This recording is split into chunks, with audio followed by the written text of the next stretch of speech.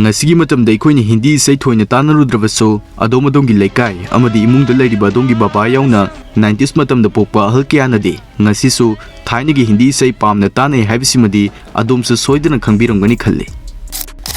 90s matamda Indian music industry angakpa phongna saukhalaki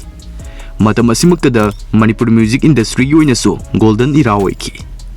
masi haribagi maramdi matam asda Manipur film asibu saukhatnabo honarpada aribam Siam Sharma amadi Banka Sharma gumba filmmaker kyana mamangda amadi tungda soi thoklaroidaba thabak thong kya ama paikhatki makhoi gumba kyana matamdugi khwai famous oiba Bollywood singer khara kudam oina Sonu Nigam Lata Mangeskar amadi Udit Narayan gumba seisakpi singbo Manipuri Esei record tawhanduna miyamda taba phanganki hoi adom na khalliba adumak chumlabani tasingna maki makhoina record tawkiba isai sing asi masterpiece ni masigi matung asi fawda Manipur feature film gi damak mapalam gi forba seisakpa singbo hire tawi have gi pau tab lekhitre masigi maram chauna lei matung tarakpa video amada soidana neinaminasi aduna TKFX channel asigi video lakpaga phangnabu gi damak channel asibu subscribe tawshinbiyo amadi bell button on thambiyo haizari pumnamak samjinjarga ngasigi video asida adugumba Bollywood ki singer khara makhoina Manipur gi karamba isai sing saklambage amadi matamadada isai amgi charts kaya yam lowge habna chingba pumnamak videos dage khangminasi video hodringai marup singna khwai pamba Bollywood singer kana oibage comment ta thambiramo Kumar Sanu mahak asi 90s matamda yamnamak maming satkhiba seisakpa amani Hindi isai khaknatana tuan balon kunga taruk henbada record tauki matang asta khwai angpa ama harigadi 1993 chahi asta seisakpa sina sumnatagi nongma khakki manungda isai kunga nipan record tauduna Guinness World Record holder oiba ngamkhribani hauji fawa asta saromna isai lising kunga ni thoi hena sakraba misak ama khaksuni masigi mahak extraordinary oiba magun myam asna oiba tai mahak pu Manipur isai saknaf gidamak aikhoi gi ahallaman singna request tawkriba dusu mahakna saklamba Manipur isai khara harigadi aigi nungsibadi nangni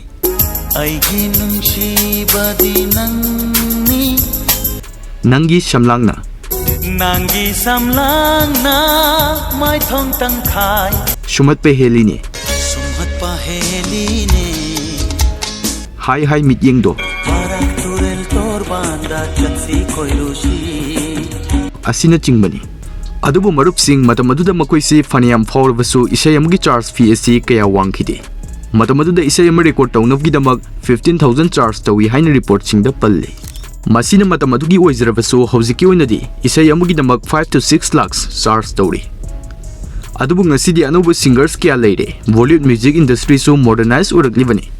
aduna 90s matamgi singer sing akaknaba concert khara chatpanatna anobu isai phongdre haibi aduna mahaki concert amagi fee asi 10 to 15 lakh charge tawri mazdouri banupi asi kanano khanglabra hoi mahak asi ubda khangdrabasu khonjel taragadi khangbasu yai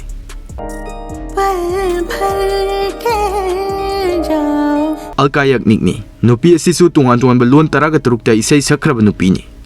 Mazda Manipuri Esei su yauribani mahakna sakhiba Manipuri Esei khara harigadi malangba nang se ngawida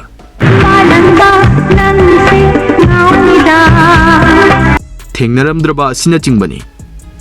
late 90s matamda Bollywood ki oina khwai pamna tanakhiba khonjel singi manungda mahak so amoiki singing style da so atai singer singa yam khenaribani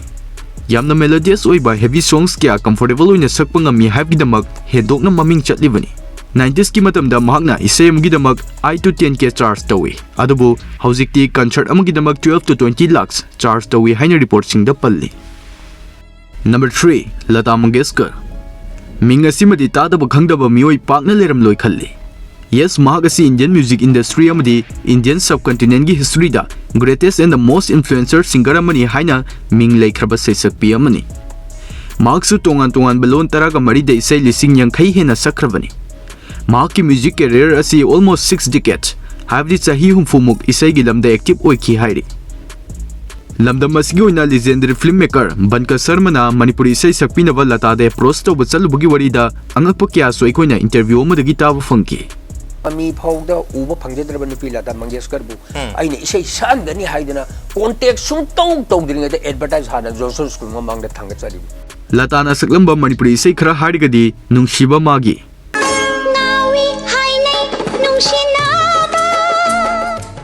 Pamuba Nungshiba asina chingbani.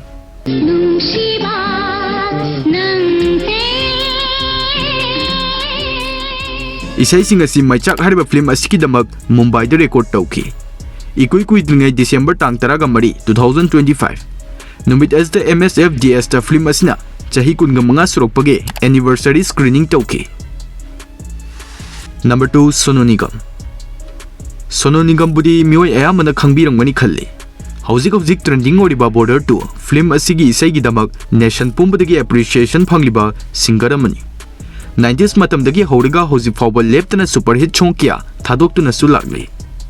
Bollywood isai de yenglagadi super hit chong kya dang leikre. Hauzik fawda tongan balon kuntragni thoi henbada isai lising taruk hena sakhrabani. Adabu Hindi isai na namna sakli. Adom thaza bibra mak Manipuri isai khara su sakki haibasi. Nongthang kupli se lukmai de yoliba sina chingba isai khara su saklamki. Paithong do khomle choi jai narara bisamlang lukmai da yoliba laibigi mapokni. Isai sing asina matamaduda release torokpada miyamna khoidana pamna tana khribani. Fee charge ki matangda harigadi early 90s Mangna kanna foruklingai matam asida isai amagi 35k charge tawi haidi. Ngasidi isai amagi 15 to 18 lakhs charge story.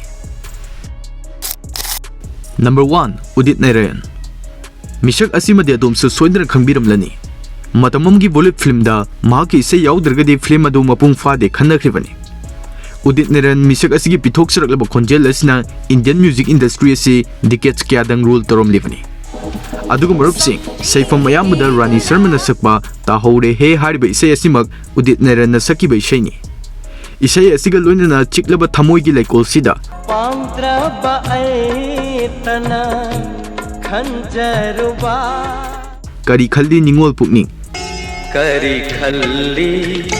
ningol pukni Soijaina rabi asina chingba isai singsu sakki. Joy jaina rabi shamlang laktagi. Atai atopa singer singna Manipuri Esei Sakpa matamda khara chunaba watlabasu maki voice sur asiga loinana Manipuri Esei saklapa matamdadi onthokna natural oi haibasi aikoina khangma ngami.